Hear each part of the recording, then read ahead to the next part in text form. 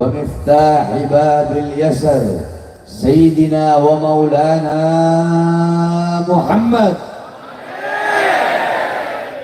محمد المختار وآله الأطهار وأصحابه الأخيار عدد نعم الله وإفضاله. Amma ba'd. Yang saya cintai, yang saya muliakan, para alim ulama, para habaib, para kiai, para asatid, para tokoh masyarakat, para sesepuh, para aparat pemerintah, wabil khusus segenap panitia peringatan Tabligh Akbar memperkokoh ukhuwah Islamiyah dalam menjaga negara kesatuan Republik Indonesia. Alhamdulillah, bagus temanya. Saya ini kalau ceramah jarang pakai imam. Dari awal 5 Lurah berapa tempat? 5 tempat saya nggak pakai imam. Baru malam ini pakai imam.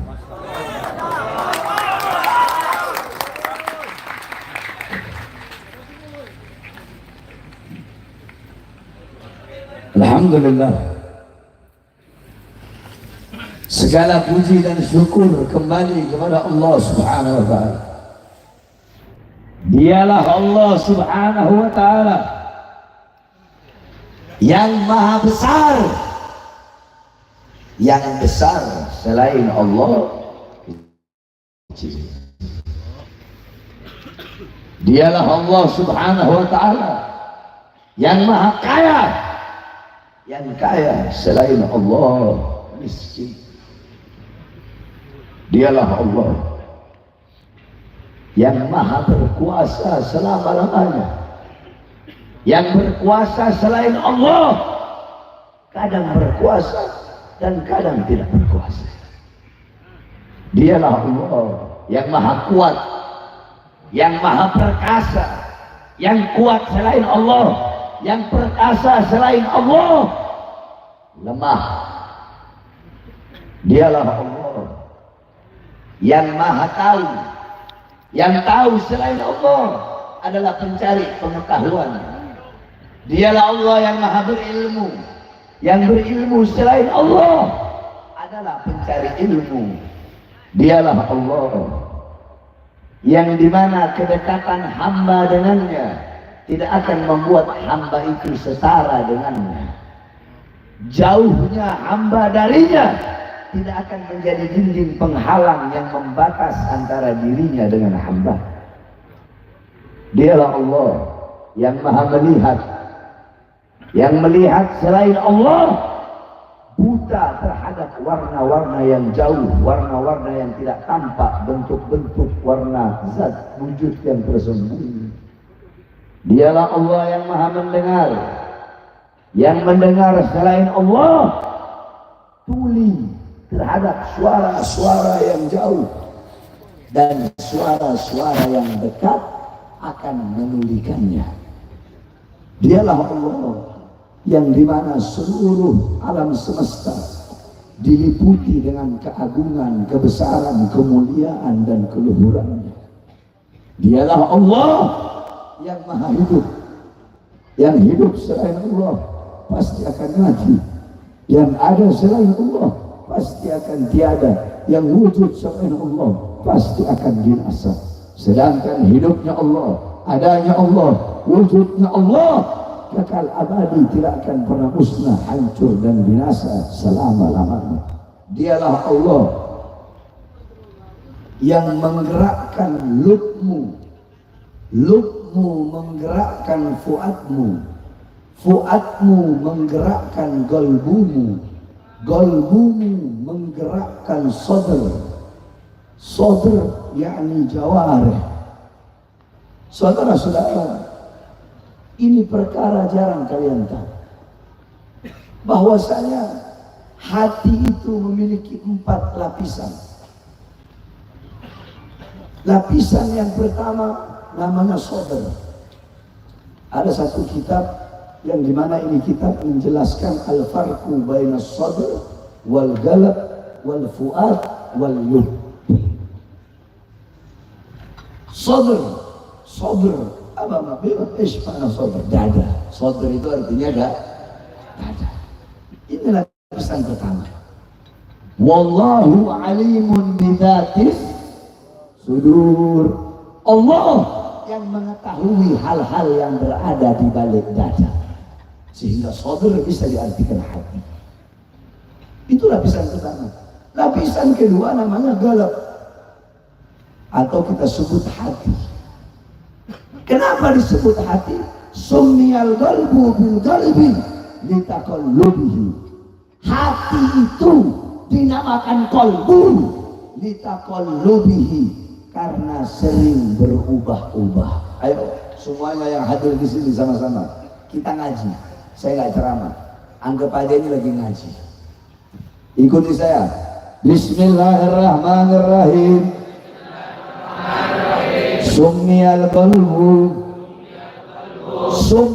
qalbu bil qalbi litaqallubihi. Hati itu dinamakan qalbu karena sering berubah-ubah. Jadi hati itu dinamakan qalbu dari kata taqallub yang bermakna berubah-ubah. Hati kan sering berubah-ubah. Kadang imannya naik, kadang imannya kuat, kadang imannya lemah. Kadang hati senang, bahagia, kadang susah, menderita. Kadang hati mendorong mata untuk menangis, hati juga yang mendorong mulut untuk tertawa, tersenyum. Makanya dinamakan hati. Itu lapisan kedua, paham? Nah, di dalam hati ada lagi namanya fuad. Summiyal fuadu bil fuadi li'annahu al-fuwadin. Hati yang paling dalam itu dinamakan fuad karena memiliki 1000 lembah. Sama-sama. Bismillahirrahmanirrahim. Summiyal fuadu bil fuadi li'annahu al-fuwadin. Hati yang paling dalam dinamakan fuad karena fuad itu memiliki 1000 lembah. Dada, sadr, terus habis dada apa? Hati. Kenapa dinamakan hati? Litaqallubihi. Jawab. Karena sering. Nah, di dalam hati ada lagi namanya Fuad. fuad. Kenapa dinamakan fuad? Li'anna al-fuwadi. Karena memiliki 1000 lembah kebahagiaan, lembah kesengsaraan, lembah kekuatan, lembah kelemahan, lembah kebaikan, lembah keburukan, lembah kejahatan, lembah kebagusan, lembah kekerasan, lembah kelembutan. Maka dinamakan Quran. Dalam Al-Quran kan Allah SWT berfirman, maka maka zabal fuadu mar'a. Ya, maka zabal fuadu mar'a. Fuad itu tidak akan pernah berdusta, tidak akan pernah berbohong atas apa yang ia lihat. Nah, di dalam fuad ada lagi yang paling dalam. Apa itu? Lub, atau bisa diartikan lubab. Tolong, kalau ada yang ribut, tolong dengerin. Saya nggak lama. Saya di sini mau ziarah ke Malang, ke Imamen, ke Abdullah sama Abdul Qadir. Ya, tolong, ini saya sampaikan ilmu. Jadi biar kalian pulang dari sini Gak sia-sia bawa ilmu. Bukan hanya kita cuma bisa takbir aja, tapi bawa ilmu. Nah, dialah Allah yang menggerakkan lubmu, sehingga lub menggerakkan fuadmu menggerakkan hatimu menggerakkan langkahan kakimu dari rumah menuju ke majlis, menuju ke tempat ini, menuju ke perkumpulan ini, yang dimana tempat ini menjadi tempat turunnya rahmat, tempat turunnya berkat, tempat turunnya hidayah, tempat turunnya maghfirah. Loh, kok bisa loh? Ini kan lapangan biasa. Tapi kenapa tempat ini menjadi tempat turunnya rahmat, maghfirah, kebaikan, hidayah, petunjuk, pengampunan? Padahal ini tempat lapangan biasa. Bahkan saya berani berkata, karpet, mana pakai karpet? Nggak pakai? Tanah, pakai tanah. Tanah yang kalian duduki, demi Allah, lebih mulia daripada kursi yang diduduki oleh seorang presiden, saudara-saudara. Tuh, saya ngomong pakai dalil. Saya ngomong ada marojiknya, bukan nggak sekedar ngomong. Apa marojiknya? Qala Sayyidina Umar bin Khattab, Inna Allaha lam yahluk fi wajhil ardi turaban afdal min majlisil ilm. Itu dalilnya. Sesungguhnya Allah tidak pernah menciptakan di seluruh bagian bumi sejengkal tanah yang lebih mulia selain daripada tanah yang digunakan untuk menuntut ilmunya Allah Subhanahu wa ta'ala. Jadi tempat itu tergantung. Kalau tempat ini kau pakai untuk orkes, untuk dangdut, untuk disco, yang turun azab, ya kan? Yang turun bala, yang turun bencana, yang turun siksa, yang turun dosa. Karena tempat ini kau pakai untuk menuntut ilmu, berzikir, bersolawat, baca ayat Quran, dengarkan nasihat ulama, berkumpul, menjaga ukhuwah Islamiyah, sehingga tempat ini menjadi tempat turunnya rahmat. Kalian hamba-hamba yang duduk di sini dipandang dengan pandangan rahmat, dipandang dengan pandangan kasih sayang, dipandang dengan pandangan kecintaan. Jadi bukan cuma tempatnya, orang yang duduk di tempat ini pun menjadi hamba-hamba yang mulia, yang dimuliakan oleh yang maha mulia. Kenapa? Karena duduknya kita di sini karena sesuatu yang mulia. Apa itu? Ilmunya Allah Subhanahu wa ta'ala. Alam tara jildal haqira mugabbalan bisalafi lamma ansar jildal mushafi. Tidak pernahkah kalian melihat kulit yang tidak berharga, kulit yang tidak bernilai, kulit itu dicium oleh mulut-mulut. Kenapa? Ketika kulit itu menjadi sampul daripada ayat suci Al-Quran. Saya kasih contoh. Lihat ini. Ini andaikan kulit. Ini kulitnya satu. Saya belah jadi dua. Sama kan kulitnya satu kan? Satu kulit sapi. Nah, yang ini saya bikin dompet. Yang ini saya bikin sampul ayat suci Al-Quran. Nah, yang dompet tadi saya taruh di bawah, boleh nggak? Jawabnya keras, boleh nggak? Megangnya harus punya wudhu atau nggak punya wudhu pun boleh. Saya mau buang, boleh nggak? Saya mau lempar, boleh nggak? Sekarang saya tanya, yang satunya yang menjadi sampul ayat suci Al-Quran, boleh nggak saya taruh di bawah? Boleh nggak saya pegang nggak punya wudhu? Harus ditaruh di tempat yang tinggi, harus dimulia. Kulitnya sama nggak? Kulitnya kan dari satu kulit yang sama, dibelah dua tadi. Apa yang membedakan? Yang satu menjadi mulia karena bercampur dengan sesuatu yang mulia. Apa itu? Ayat Al-Quran. Nah, begitupun kita pada malam hari ini, saudara-saudara.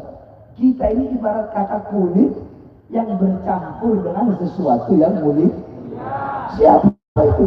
Ya, para ulama, para ustaz, para kiai. Sholawat yang dibacakan, yang dilantunkan, ayat-ayat Al-Quran, tahmid, tasbih, takbir, tambih ilmu. Itu sesuatu yang mulia yang bercampur dengan kita pada malam hari ini, sehingga kita pun ikut menjadi mulia. Paham? Paham? Jadi hamba-hamba yang hadir pada malam hari ini adalah hamba-hamba pilihan Allah Subhanahu wa Ta'ala. Hamba-hamba yang Allah gerakkan lubnya, lub menggerakkan. Allah gerakkan lubnya, lub menggerakkan fuadnya, fuad menggerakkan hatinya, hatinya menggerakkan langkah kakinya untuk duduk di majlis ilmu yang penuh dengan keberkahan. Saudara-saudara sekalian yang dimuliakan oleh Allah Subhanahu wa Ta'ala, dalam Al-Quran Allah Subhanahu wa Ta'ala berfirman, innamal mu'minuna ikhwatun fa aslihu baina akhawaikum wattaqullah la'allakum turhamun. Allah Subhanahu wa Ta'ala berfirman, sesungguhnya ya, innamal mu'min, sesungguhnya seorang mukmin, innamal mu'minuna, sesungguhnya seorang mukmin ya, ikhwatun, itu adalah saudara. Mukmin dengan mukmin lainnya itu adalah saudara. Muslim dengan muslim lainnya itu adalah saudara. Fa aslihu, maka perbaikilah, maka perbaguslah, maka damaikanlah baina akhawaikum, di antara dua saudara kalian. yakni kalau ada yang terpecah belah antara sesama mukmin, damaikanlah, baguskanlah, jangan malah memperkeruh, jangan malah engkau memperpecah belah. Karena apa?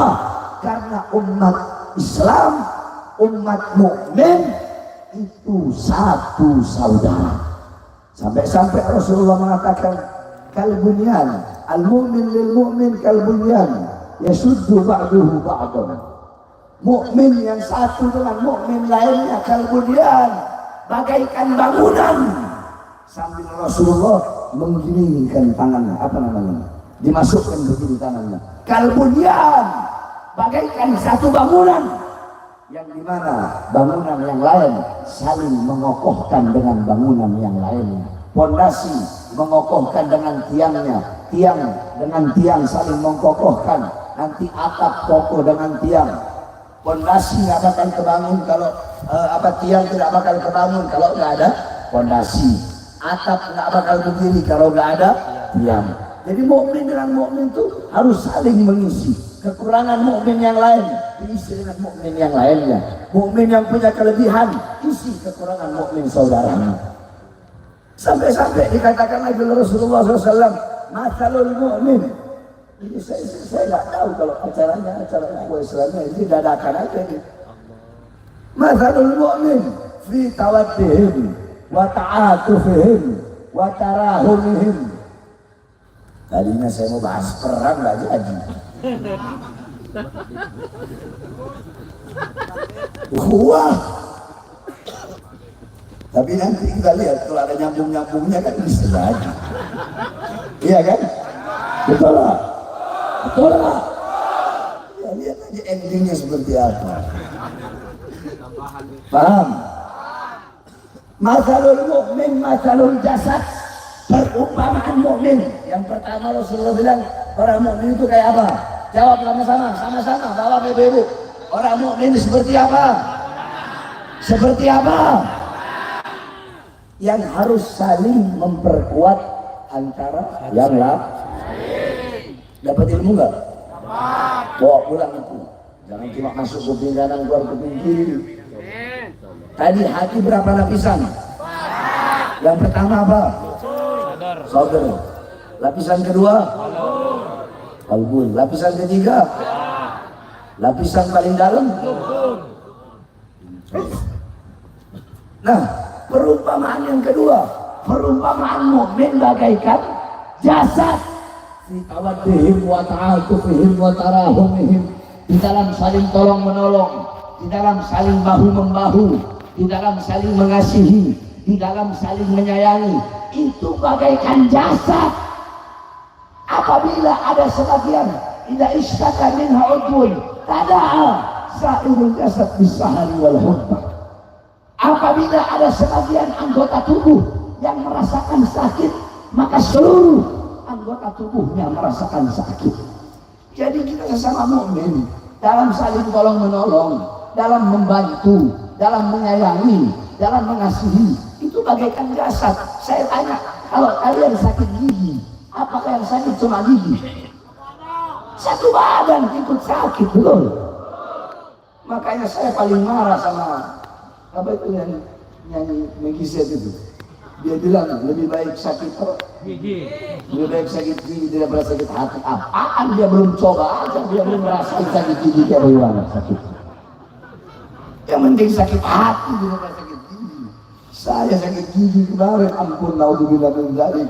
Nggak bisa lihat orang rasanya pengen saya makan aja itu orang. Langsung saya cabut gigi saya, sudah nggak peduli mau sakit mau apa, sakit gigi, naudzubillah min dzalik. Luar biasa sakitnya.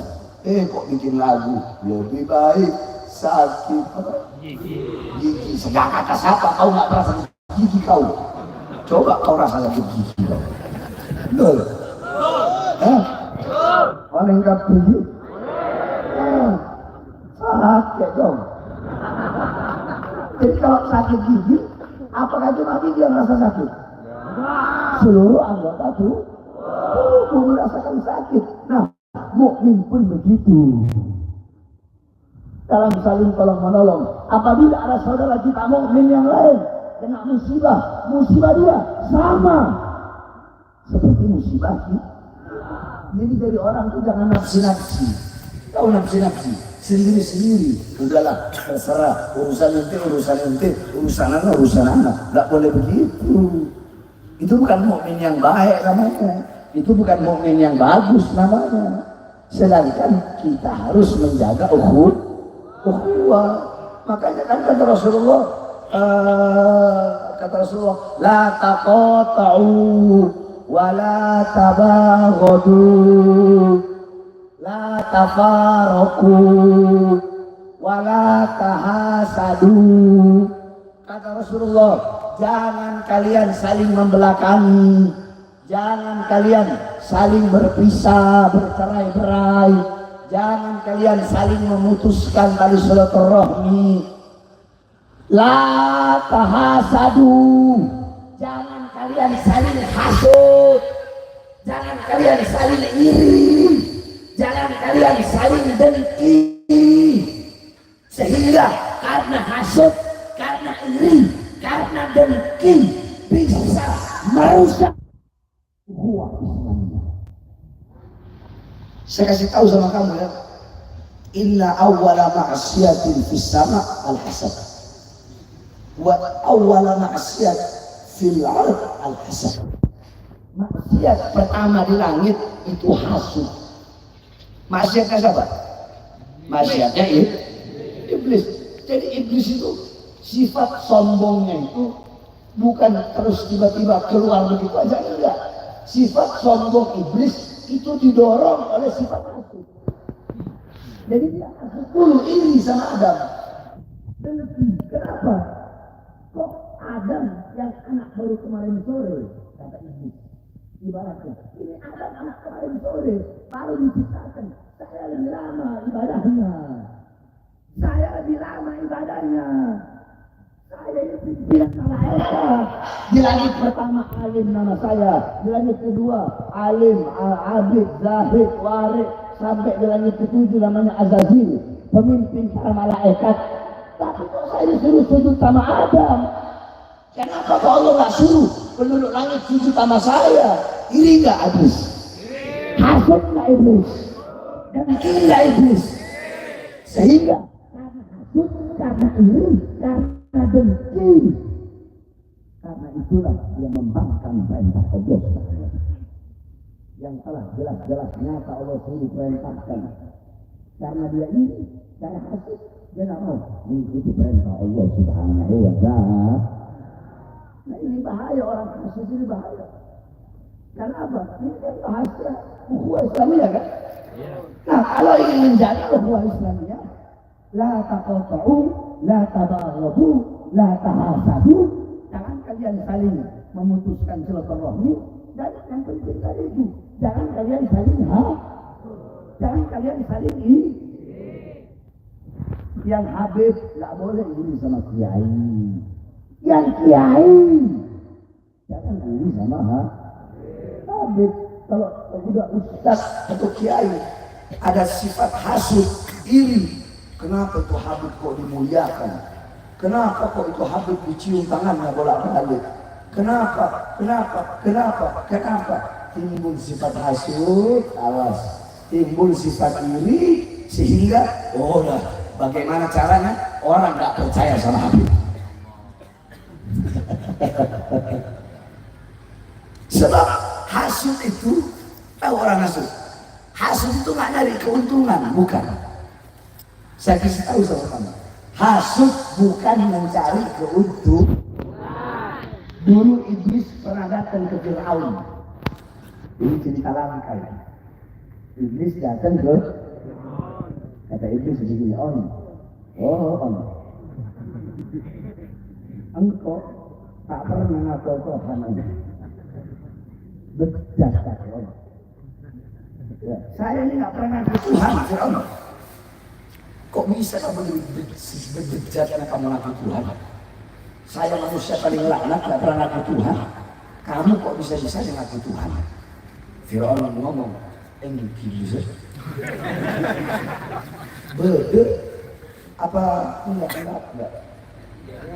Bede apa enggak?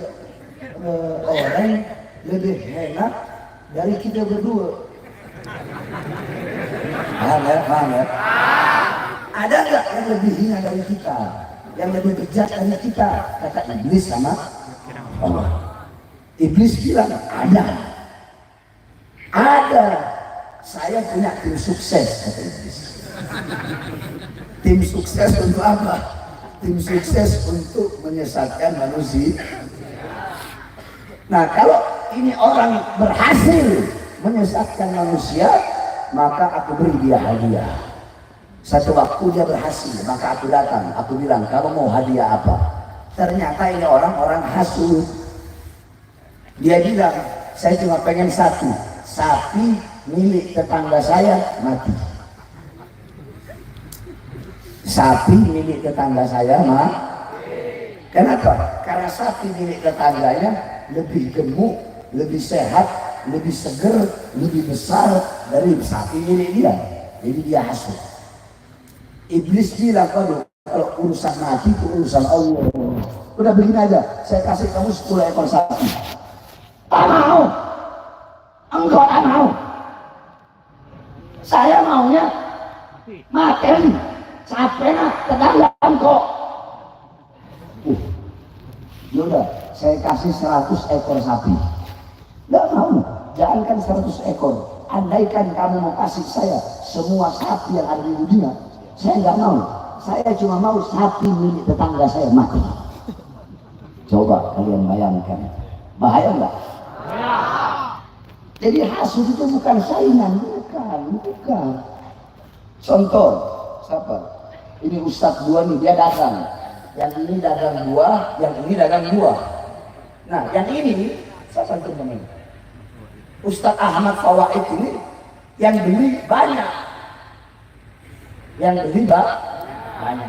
Nah, si Ustadz ini, kalau dia nggak hasud, dia lihat kok banyak pembelinya. Bagaimana caranya pembeli saya juga bisa banyak? Itu bukan hasud namanya, tapi besar.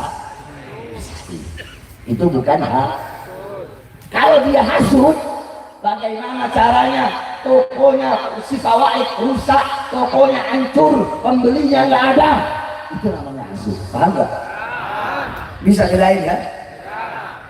Jadi orang hasud itu dia ingin kenikmatan, keistimewaan yang ada dalam diri orang-orang yang dia hasuti hilang. Itu namanya orang nah, hasud ini memperpecah belah ukhuwah ini. Mulai timbul, saya perhatikan ya, ustaz-ustaz yang hasud sama habaib, na'udzubillah min dzalik. Di Madura ada? Ada di Madura. Ada. Alhamdulillah. Oh, ada? Hah? Oh, dua. Benar. Abu dalam malam. Semua itu Allah beri kemuliaan masing-masing. Ulama kurang mulia apa coba? Jadi ustaz, jadi kiai, jadi habaib, apa? Jadi ustaz, jadi kiai, kurang mulia apa? Sampai-sampai di Al-Quran Allah katakan kul hal yastawi alladziina ya'lamuna wal ladziina la ya'lamun. Para ulama pewaris Nabi, pewaris ilmu Nabi, penyambung lidah Nabi, memiliki kemuliaan dan keutamaan yang luar biasa. Sampai-sampai di akhirat Allah berikan 700 derajat kepada para ustaz, para kiai. Ma baina darajataini masiratu khamsami'ati am. Di antara satu derajat dengan derajat yang lain jaraknya 500 tahun perjalanan kaki. Istimewa enggak? Istimewa enggak? Mulia enggak?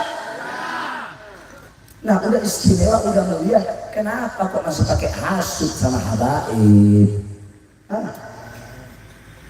Oh, mungkin kalau dia yang ceramah yang hadir 100 orang, kalau Habib Bahar yang ceramah yang hadir ribuan orang, itu yang mau dihasudin. Hasud ini memperpecah belah ukhuwah Islamiyah. Ya. Jadi kalau ingin menjaga ukhuwah Islamiyah, maka jangan sampai ada sifat hasud di dalam hati kita kepada saudara-saudara semua. Saudara-saudara semua. Ayo sama-sama kita jaga ukhuwah Islamiyah. Sesama umat Islam, sesama umat yang beriman. Saya wasiatkan mulai sekarang, ini temanya memperkokoh ukhuwah Islamiyah dalam menjaga negara kesatuan Republik Indonesia. Saya sampaikan, negara Indonesia kemerdekaannya didapatkan bukan dengan tenang-tenangan, bukan dengan enak-enakan, bukan, tetapi tanah Indonesia telah dicuci dengan darah para ulama, darah para santri, darah para syuhada, sehingga pintu gerbang kemerdekaan Indonesia bisa terbuka. Saudara-saudara, suara-suara apa yang membuat musuh mundur? Suara-suara apa yang membuat musuh ketakutan? Tidak ada suara yang bisa membuka gerbang kemerdekaan Indonesia kecuali suara Allahu Akbar. Jadi setelah terbuka gerbang kemerdekaan Indonesia dengan perjuangan para ulama, para santri, para pahlawan, maka wajib bagi kita menjaga NKRI, persatuannya, kedamaiannya, kesejahteraannya. Itu kewajiban kita sebagai para ustadz, para kiai, para habaib. Jangan. Jadi kalau mau menjaga ukhuwah, saya kasih tahu. Ini kan temanya ukhuwah kan? Mau menjaga ukhuwah untuk NKRI. Saya tanya, mau? Mau? Bukan dimulai dari rakyat. Bukan dimulai dari umat. Bukan dimulai dari pejabat, tapi dimulai dari para ulama. Sebab kenapa? Imam Ghazali bilang, fasadul ra'iyah bifasadil muluk. Rakyat rusak itu karena rusaknya para pejabat. Wa fasadul muluk bifasadil ulama. Pejabat rusak karena rusaknya para ulama. Jadi nggak bisa, jangan harap kita bisa bersatu kalau ustaz sama ustaz masih saling berantem, kiai sama kiai saling berantem, habib sama habib saling berantem, ustaz sama habib saling berantem, kiai sama habib saling berantem, gontok-gontokan, asut-asutan, hina-hinaan, caci-cacian, maki-makian. Jangan harap Indonesia bakal aman, bakal bersatu ukhwah Islamiyah kalau tidak dimulai dari para ulama-ulamanya. Makanya kan saya sudah bilang, terserah kalau ada yang mau bilang kami bukan habaib, kami nggak masalah. Kami ikhlas, kami rela, kami ridho. Kenapa? Sebagaimana kakek kami, Imam Hasan, ketika beliau diangkat menjadi khalifah, Sayyidina Ali wafat. Iya, di sejarah nggak bisa kalian nafikan. Sayyidina Ali meninggal, yang diangkat dia khalifah siapa? Imam Hasan. Mau terjadi perang saudara. Ketika mau terjadi perang saudara, Imam Hasan rela memberikan kekuasaannya kepada Muawiyah agar apa? Agar tidak terjadi perang saudara dan agar ukhuwah Islamiyah selalu terjaga. Seperti itulah kami para habaib, para anak cucu Rasulullah. Biarkan mereka mau bilang Imam Ubaidillah itu terputus, biarkan. Dalil. Saya punya dalil semua ada di kepala. Nggak perlu saya bawa kitab. Cukup di kepala saya isinya kitab semua kalau saya mau pakai dalil, saudara-saudara. Tetapi memperkeruh. Dan sekarang begini aja, kalau ada ustadz atau kiai ngomong, ditanya apakah ada istilah Habib dalam Islam, jawabannya tidak ada istilah Habib dalam ajaran Islam. Yang ada, Habib itu adalah gelar. Habib itu adalah gelar bagi orang-orang Yahudi dan orang-orang Nasrani yang mengaku sebagai Habibullah. Coba bayangkan, Ustadz Kiai ditanya, terus yang bingung kan umat. Iya kan? Kalau ditanya, ada nggak gelar Habib dalam Islam? Jawabannya seperti itu. Ini kan jawaban yang memperkeruh. Saya tanya, jawaban seperti ini menyatukan umat atau pecah belah umat? Menyatukan umat atau pecah belah umat? Kalau saya mau jawab, ya Rabbi, Inna Allah yuhibbul muhsinin, Inna Allah yuhibbul tawwabin, Inna Allah yuhibbul kada, Inna Allah yuhibbul kada. Yuhib Al-Habib bimakna al-mahbub wal muhib. Habib itu artinya dicintai dan mencinta. Allah cinta kepada orang-orang yang baik. Berarti orang yang baik itu secara lafaz dia Habib. Allah mencintai orang yang bertaubat. Berarti orang yang bertaubat itu adalah Al-Quran. Dalam hadis kan dia bilang Islam, berarti Islam seluruh Al-Quran. Hadis ijma, bias, tidak ada. Padahal jelas-jelas dalam hadis. Ja'a ilayya Jibril, faqala Jibril, ya Muhammad, inna Allah uqri'uka salam, faqala, ya Habibi. Kata Rasulullah, datang kepadaku Jibril. Jibril berkata, wahai Muhammad, Allah ucapkan salam untukmu. Dan Allah berkata, ya Habibi. Itu hadis. Berarti ada dalam Islam? Ada enggak? Udah gitu ini orang yang ngomong, kalau lagi mahalul qiyam, ya Nabi, salam alaika, ya Rasul, salam alaika, ya Habib. Jangan pakai dong ya Habibnya kalau jawabannya begitu. Ganti aja pakai ini. Betul?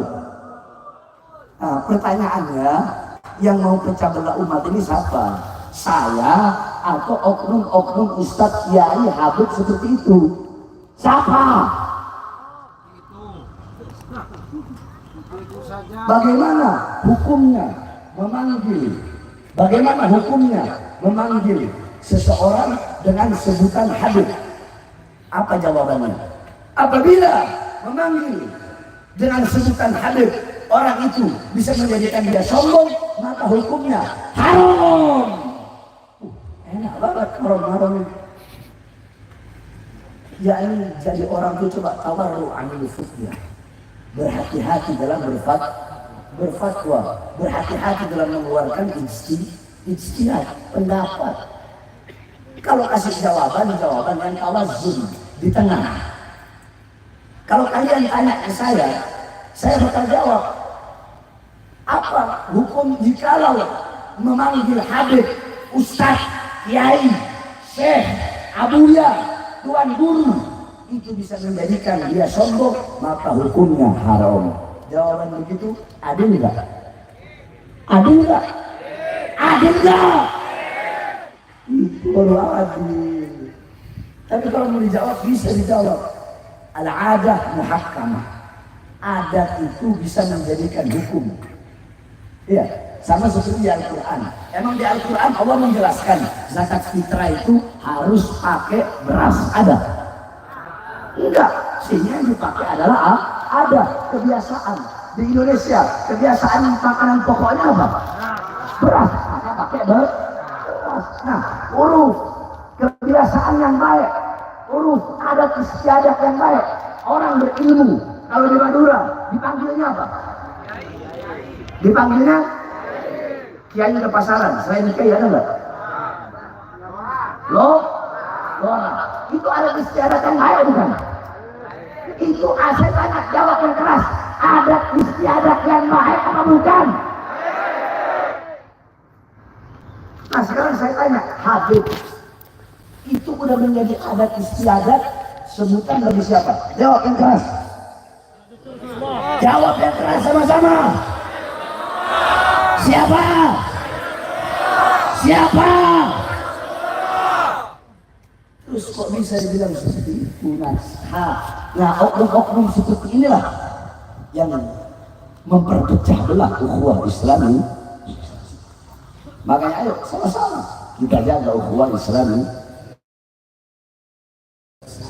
Tapi, ada tapinya. Bagi Bahar bin Smith, ya, saya akan menjaga ukhuwah Islamiyah. Sama-sama kita jaga ukhuwah Islamiyah. Tapi tidak ada ukhuwah Islamiyah untuk para koruptor. Tidak ada ukhuwah Islamiyah untuk maling uang rakyat. Tidak ada ukhuwah Islamiyah untuk kaum homo, kaum sodom, kaum lesbi. Tidak ada ukhuwah Islamiyah bagi para pejabat-pejabat yang ingin menyengsarakan rakyat, yang memberikan janji-janji palsu kepada rakyat. Maka tidak ada ukhuwah Islamiyah untuk mereka, saudara. Kalau mereka tidak mau bertaubat kepada Allah Subhanahu wa taala. Ada tapinya, jangan semuanya ukhuwah Islamiyah terus kau mau rangkul kaum homo, kaum sodom, mau kaum prima, ya. Mau anak-anak kamu homo? Mau anak-anak kamu lesbi? Jaga ukhuwah, jaga ukhuwah. Tapi ya ada tapi. Tobat kau. Hei koruptor, hei maling uang rakyat, hei ulama syuk, hei kaum homo, hei kaum liberal, tobat. Kau tobat, ayo sama-sama bareng kita jaga ukhuwah Islami. Paham? Paham? Wasiat saya yang terakhir bagi para pejabat, bagi para aparat, besok 2024 tahun pemilu sudah selesai. Saya tanya, coba jawab yang keras. Orang sekarang pejabat-pejabat dari RT, RW, lurah, kepala desa, apalagi di Madura, saya ngakak, ketawa orang calok-calokan hanya gara-gara kepala desa. Gara-gara urusan dunia calok-calokan. Kepala desa, camat, bupati, wali kota, gubernur, presiden butuh sama rakyat kalau cuma ada maunya doang. Ayo, betul apa tidak? Betul ibu-ibu, betul apa tidak? Betul apa tidak? Sebelum jadi datang ke rakyat, datang ke desa-desa terpencil, datang ke kampung-kampung, ke ulama. Nggak pernah pakai kerudung, tahu pakai kerudung. Nggak pernah pakai peci, tahu pakai peci. Ya, banyak kan? Banyak nggak?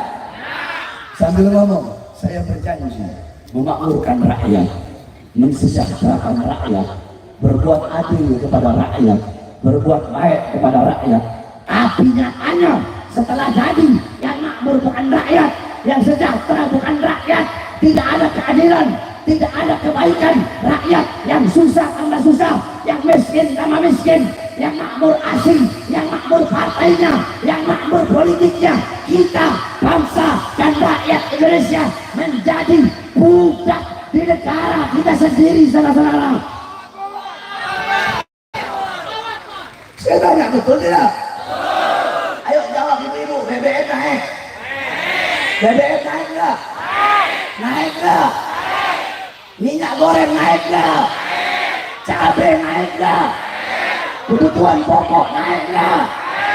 Enak? Enak? Makanya saya sampaikan, kalian para pejabat, para aparat, ya, jangan mentang-mentang punya kekuasaan terus memandang kami rakyat sebelah mata. Jangan. Betul? Betul? Saya sampaikan, kalian jadi pejabat karena kami rakyat. Jawab yang keras. Pakaian yang mereka pakai dari hasil siapa? Dari hasil siapa? Uang keras dari hasil siapa? Mobil dinas yang mereka pakai dari siapa? Rumah dinas mereka dari siapa? Senjata mereka dari siapa? Tank mereka dari siapa? Dari kami rakyat. Kami ibu kandung kalian. Maka kalian jangan semena-mena kepada kami, bangsa dan rakyat Indonesia. Kenapa? Karena kami adalah ibu kandung kalian. Dan kami, bangsa dan rakyat, tidak akan tinggal diam kalau terus-terusan ditindas. Kami akan tetap berdiri melawan kezaliman kalian sampai titik darah penghabisan, saudara-saudara. Allahu Akbar, Allahu Akbar, Allahu Akbar. Saudara-saudara, bagi kita NKRI harga mati, betul? Pancasila harga mati, betul? Garuda harga mati, betul? Bhinneka Tunggal Ika harga mati, betul? Tapi ingat, Indonesia, Garuda, NKRI, Pancasila bukan milik partai politik manapun, betul? Indonesia bukan milik PDI, bukan milik Gerindra, bukan milik PKB, bukan milik P3, bukan milik Demokrat, bukan milik Golkar, bukan milik Nasdem, bukan milik PKS, bukan milik para pejabat, bukan milik partai manapun, politik manapun, kekuasaan manapun. Tapi Indonesia, Garuda, NKRI, Merah Putih, milik kami, milik kita, bangsa dan rakyat Indonesia. Maka wajib bagi kita untuk memperjuangkan sampai titik darah penghabisan. Jangan berhenti sampai mati, jangan mundur walaupun kalian harus hancur, saudara-saudara. Allahu Akbar, Allahu Akbar. Saya berkali-kali keluar masuk penjara. Kenapa? Saya penjahat? Penjahat? Koruptor? Banyak narkoba? Pembunuh? Kenapa? Karena saya bilang rakyat. Saya melawan kezaliman, melawan ketidakadilan. Saya tidak pernah kapok, tidak pernah capek, saudara-saudara. Walaupun saya terpisah dengan anak istri saya selama bertahun-tahun, ada saya capek, ada saya kapok, ada saya terima uang untuk pejabat, ada saya bisa disuap, ada saya bisa dibeli. Tidak apa, Baharul Muslim tetap Baharul Muslim. Tidak ada kata kapok. Selama kedua mata saya demi Allah, selama kedua mata saya masih terbuka melihat kesengsaraan rakyat, rakyat yang susah, rakyat yang menderita, rakyat yang kelaparan, rakyat yang kehausan, rakyat yang ditipu, rakyat yang dibohongi, maka selama itu Baharul Muslim tidak akan pernah tunduk, Baharul Muslim tidak akan pernah diam. Jangankan hanya di penjara atau diancam atau di apapun, nyawa saya, jiwa saya, darah saya murah harganya untuk bangsa dan rakyat Indonesia, saudara-saudara. Allahu Akbar, Allahu Akbar, Allahu Akbar. Maka saya tanya semua masyarakat Pamekasan Madura, siap sama-sama berjuang untuk Indonesia? Siap menjaga ukhuwah Islamiyah. Kita yang muslim ada namanya ukhuwah Islamiyah, disatukan dengan keislaman. Ada lagi namanya ukhuwah wataniyah, saudara menjaga persaudaraan satu kebangsaan. Siapa itu? Saudara-saudara kita yang Kristen, yang Buddha, yang Hindu, yang Katolik, walaupun bukan Islam, tapi mereka saudara kita. Saudara apa? Saudara sebangsa, saudara setanah air. Kita yang muslim disatukan dengan agama. Tetapi Indonesia terdiri dari berbagai suku, berbagai ras, berbagai warna kulit. Intinya apapun sukunya, apapun rasnya, apapun warna kulitnya, yang Islam disatukan dengan Islam, yang bukan Islam, yang Kristen, Buddha, Hindu, Katolik, kita disatukan dengan satu kata. Apa itu? Indonesia. Oleh karenanya sama-sama kita bersatu menjaga ukhuwah Islamiyah. Kalau umat Islam bersatu, maka tidak akan pernah dikalahkan. Sebab kenapa? Inna yadallah ma'al jamaah. Pertolongan Allah ada di dalam persatuan. Saya tanya, lidi, ada 1000 batang lidi. Kalau dipisah-pisah, dicopot satu-satu, putus ya lidi. Tapi kalau 1000 lidi digabungin jadi satu, susah, bisa, atau gampang untuk dipisah. Nah, seperti itulah perumpamaan persatuan.